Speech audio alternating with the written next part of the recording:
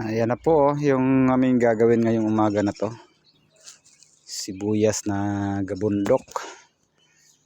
At pipilian na naman ng bulok. Kung gaano ka taas yan, oh. Ayan yung mga kahon na paglalagyan namin ito, oh. Nakapatas lang sa tabi.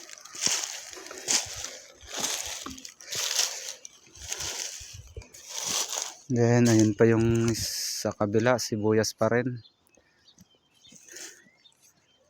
Doon sa shed na yan, oh, puno pa ng sibuyas sa loob.